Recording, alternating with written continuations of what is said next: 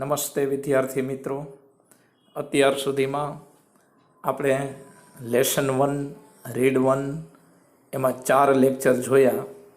આજે આપણે છેલ્લા લેક્ચર સાથે પાઠને પૂર્ણ કરીશું. તો ફરી એકવાર આપણે બહાદુર ભારતીય સ્ત્રીઓમાંથી એક એવી અરુણિમા સિન્હા વિશે શીખીએ. Let's start. દ્રશ્ય number 4. I arrived at Everest base camp. હું એવરેસ્ટના બેઝ કેમ્પે આવી પહોંચી. કયા દિવસે? On 11th April 2013. 11મી એપ્રિલ 2013ના દિવસે.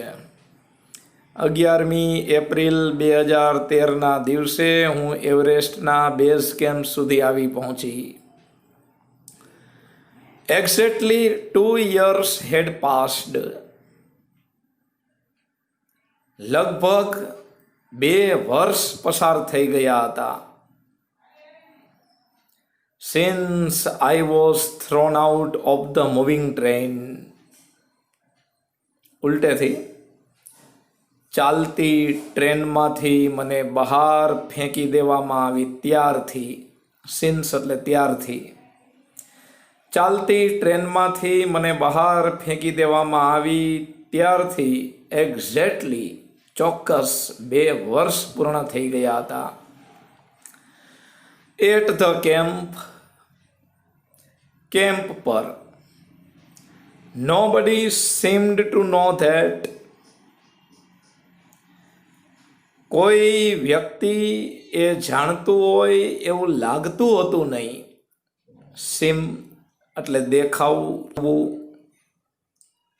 કેમ્પ પર કોઈ વ્યક્તિ એ જાણતું હોય એવું દેખાતું હતું નહીં કે આઈ હેડ એન આર્ટિફિશિયલ લેગ, કે મારે કૃત્રિમ પગ છે. મારે કૃત્રિમ પગ છે એ કેમ્પમાં કોઈ જાણતું હતું નહીં. વન ડે, એક દિવસ. વાઇલ રિટર્નિંગ, પાછા ફરતી વખતે. એક વખત પાછા ફરતી વખતે. My left leg got wet. મારો ડાબો પગ ભીનો થઈ ગયો. વેટ એટલે ભીનું. એક દિવસ પાછા ફરતી વખતે મારો ડાબો પગ ભીનો થઈ ગયો. શેનાથી? વિથ સ્નો, બરફથી. બરફથી ભીનો થઈ ગયો. Because I had slipped a couple of times. કારણ કે ઘણી વાર હું લપસી ગઈ હતી. On the slippery surface. આ લપસણી સપાટી ઉપર. સ્લીપરી એટલે લપસણી અને સરફેસ એટલે સપાટી. ફરીથી પહેલેથી જોઈએ. 11મી એપ્રિલ 2013ના દિવસે હું એવરેસ્ટના બેઝ કેમ્પ સુધી આવી પહોંચી. મને ચાલતી ટ્રેનમાંથી બહાર ફેંકી દેવામાં આવી ત્યારથી લગભગ 2 વર્ષ પસાર થઈ ગયા હતા. કેમ્પ પર કોઈ વ્યક્તિ એ જાણતું હતું નહીં કે મારે કૃત્રિમ પગ છે. એક દિવસ પાછા ફરતી વખતે મારો ડાબો પગ બરફથી ભીનો થઈ ગયો કારણ કે લપસણી સપાટી ઉપર હું 2 વાર લપસી ગઈ હતી. નેક્સ્ટ મોર્નિંગ, પછીની સવારે. I left the artificial leg out in the sun to dry. Artificial leg એટલે કૃત્રિમ પગ અને ડ્રાય એટલે સૂકવવું. પછીની સવારે. I left the artificial leg. મેં મારા કૃત્રિમ પગને છોડી દીધો. ક્યાં? In the sun. સૂર્યના તાપમાં. શેના માટે? ટુ ડ્રાય, સૂકવવા માટે. મારો જે ડાબો પગ હતો જે બનાવટી પગ એ મેં કાઢીને સૂર્યના તાપમાં ભીનો થઈ ગયો હતો એટલે સુકાવા માટે મૂકી દીધો. એટ ધેટ ટાઈમ, એ સમયે સમ ફોરેનર્સ રિયલાઇઝડ ધેટ, અમુક વિદેશી વ્યક્તિઓને એ સમજાયું કે, એ સમયે અમુક વિદેશી વ્યક્તિઓને એ સમજાયું કે આઈ હેડ ઓનલી વન લેગ, કે મારે તો માત્ર એક જ પગ છે, મારે માત્ર એક જ પગ છે, એવું અમુક વિદેશી વ્યક્તિઓને ધ્યાનમાં આવ્યું. આફ્ટર ધેટ, એ પછી માય ટીઆરપી સોલ્ડ, મારા ટીઆરપી વધવા લાગ્યા, મારી લોકપ્રિયતા વધવા લાગી. ટીઆરપી એટલે લોકપ્રિયતા માપવાનો એક આંક. અમુક વિદેશી વ્યક્તિઓને ખ્યાલ આવ્યો કે આ એક પગથી એવરેસ્ટ ચડવાની છે, પછી તો આખી દુનિયામાં મારા ટીઆરપી, મારી લોકપ્રિયતા વધવા લાગી. In my final expedition to Sagarmatha, Sagarmatha એટલે એવરેસ્ટનું બીજું નામ. In my final expedition to Sagarmatha, Sagarmatha તરફની મારી અંતિમ યાત્રામાં, એક્સપિડિશન એટલે સાહસ યાત્રા, એવરેસ્ટ ચડવાની મારી અંતિમ યાત્રામાં, Nima Kancha was my mountain guide, Nima Kancha એ મારો ગાઈડ હતો, માર્ગદર્શક હતો. He was a nice and helpful Nepalese man, તે એક સરસ અને મદદનીશ એવો નેપાળી વ્યક્તિ હતો. Who used to scold me at times, at times એટલે ક્યારેક ક્યારેક, જેનો સમાનાર્થી થાય સમટાઈમ્સ. નિમા કાંચા મારો માઉન્ટેન ગાઈડ હતો, તે એક સરસ અને મદદનીશ વ્યક્તિ હતો. Who used to scold me sometimes, કે જે ક્યારેક ક્યારેક મને ઠપકો આપતો હતો. વેન આઈ વોઝ અપસેટ, જ્યારે હું અપસેટ થઈ જતી ત્યારે હું હિંમત હારી જતી, બેચેન થઈ જતી, ત્યારે મારો જે ગાઈડ હતો એ મને ઠપકો આપતો.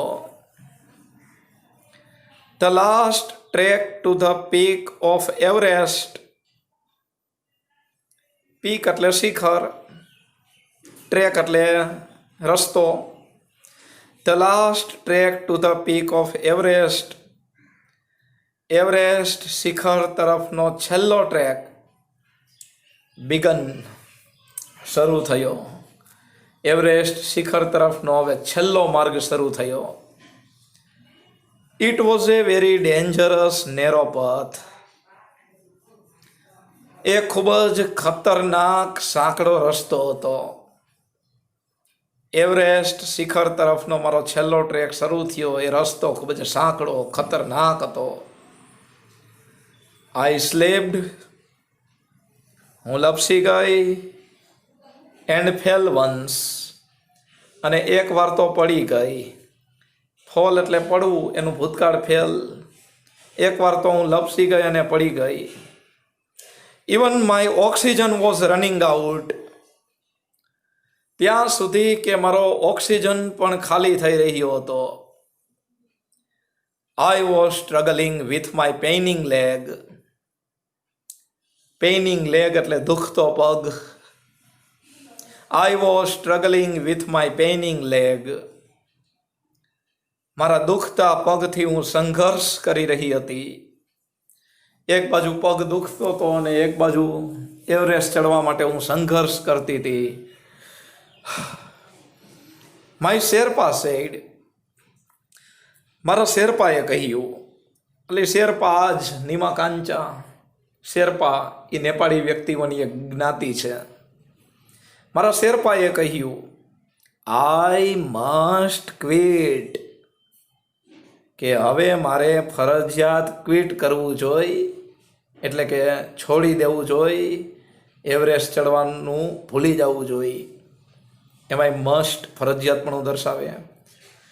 મારો શેરપાએ કહ્યું હવે ફરજિયાત મારે એવરેસ્ટ ચડવાનું છોડી દેવું જોઈએ. બટ આઈ ન્યૂ, પણ હું જાણતી હતી કે there was no going back, કે હવે પાછું વળવાનું થતું નથી. મને ખ્યાલ હતો કે હવે મારે પાછું વળવાનું છે નહીં. આઈ પુશ્ડ ફોરવર્ડ, હું આગળ ધકેલાતી ગઈ. પુશ એટલે ધક્કો મારવો, ધકેલાવું, અને ફોરવર્ડ એટલે આગળ. હું આગળ તરફ ધકેલાતી ગઈ. માય શેરપા કેપ્ટ ઇન્સિસ્ટિંગ, ઇન્સિસ્ટ એટલે આગ્રહ રાખવો.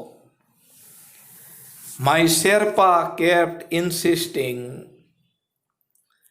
મારા શેરપાએ એવો આગ્રહ રાખવાનું ચાલુ રાખ્યું કે આઈ શુડ રિટર્ન,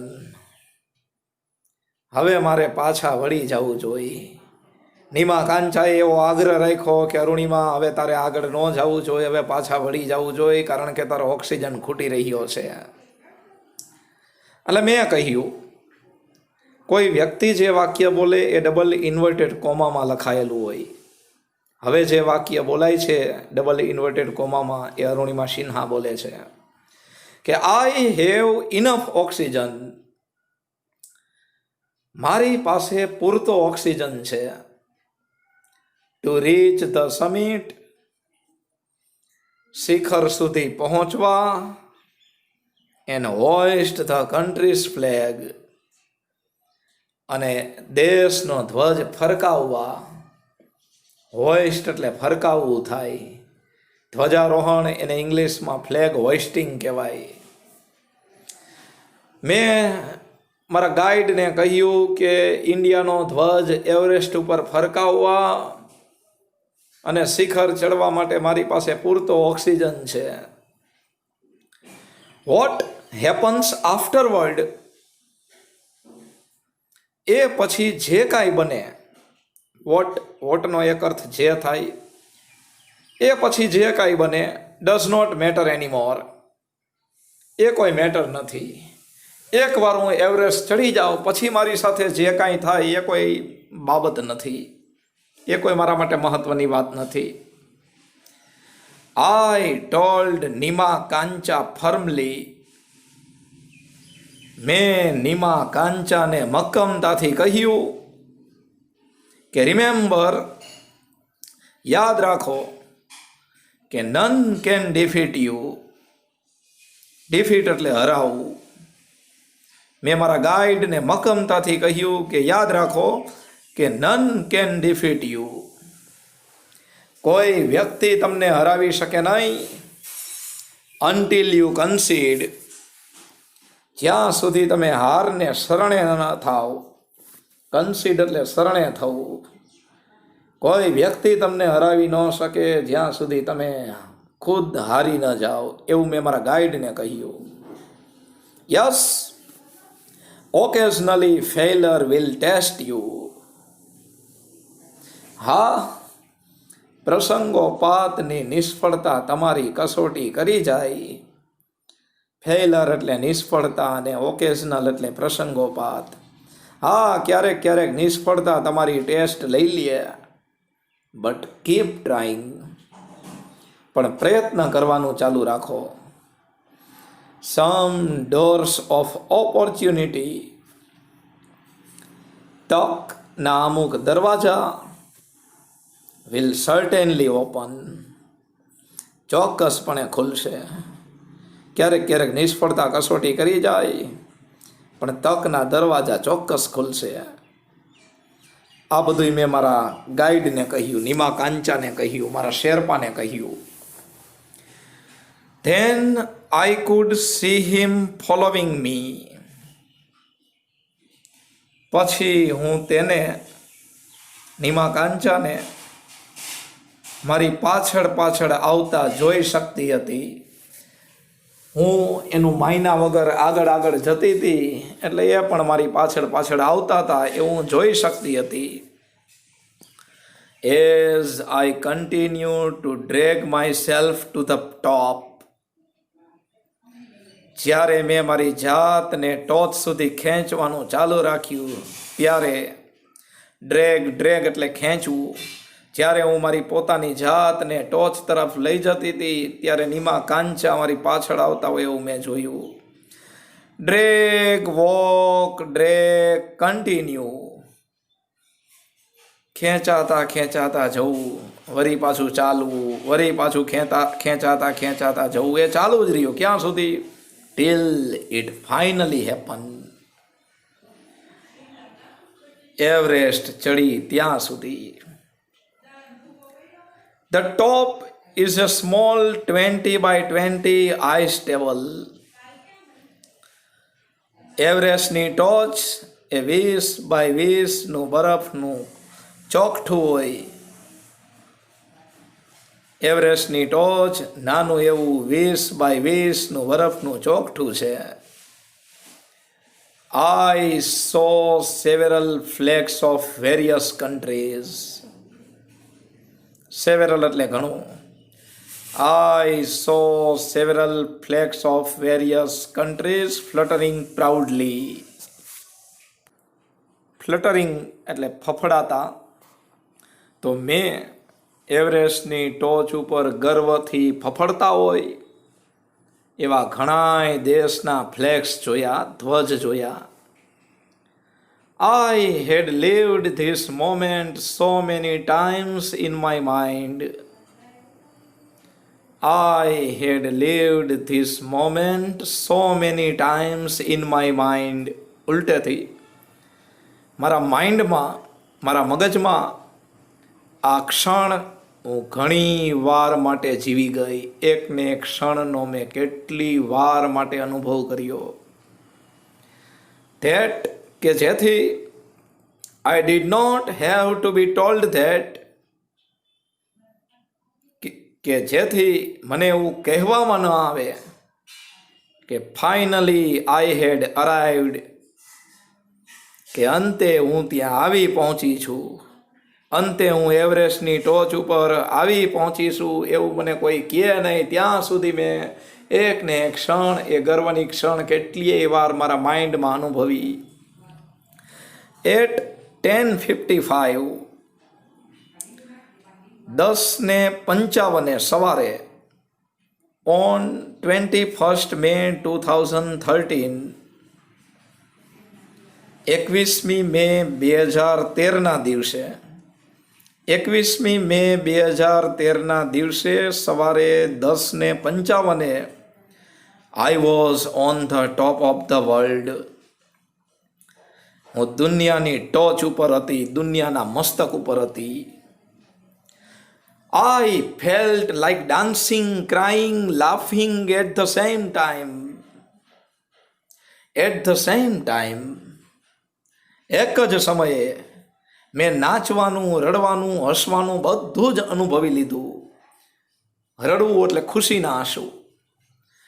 એક ક્ષણે મેં રડવાનું, નાચવાનું, હસવાનું બધું જ અનુભવી લીધું. My mind was a kaleidoscope of emotion. મારું માઇન્ડ લાગણીનું એક કેલિડોસ્કોપ હતું. કેલિડોસ્કોપ યંત્ર છે. મારું માઇન્ડ લાગણીનું કેલિડોસ્કોપ હતું. Everyone has a reason to be alive. દરેક વ્યક્તિ પાસે જીવતા રહેવાનું કંઈક કારણ હોય છે. તો મે બી, કદાચ હોઈ શકે કે ધીસ વોઝ માઇન, આ કારણ મારા માટે હતું. કારણ કે એક પગ ભાંગી ગયો ત્યારથી મારી જિંદગી ખતમ થઈ ગઈ હતી, પણ કદાચ મારું જીવવાનું આ જ કારણ હશે. દરેક વ્યક્તિ પાસે જીવવાનું કોઈને કોઈ કારણ હશે. કદાચ મારા માટે આ જ કારણ હશે. I held my flag. મેં મારો ધ્વજ પકડ્યો. and raised both my hands high. અને મારા બંને હાથ મેં ઊંચા કર્યા. To register my country's record, મારા દેશનો રેકોર્ડ નોંધાવવા માટે મેં મારો ધ્વજ પકડ્યો અને મારા દેશનો રેકોર્ડ રજિસ્ટર કરવા માટે, એને નોંધાવવા માટે મેં મારા બંને હાથ ધ્વજ સાથે ઊંચા કર્યા. તો મિત્રો, અહીંયા આપણો પાઠ પૂરો થાય છે. જો આ પાઠ સમજાયેલો ન હોય તો 2 થી 3 વાર પણ વિડીયો જુઓ. ઇંગ્લિશ શીખવું ખૂબ જ મહત્ત્વનું છે. વ્યવહારિક જીવનમાં પણ ઇંગ્લિશ ખૂબ જ કામ આવે છે મિત્રો. Thank you.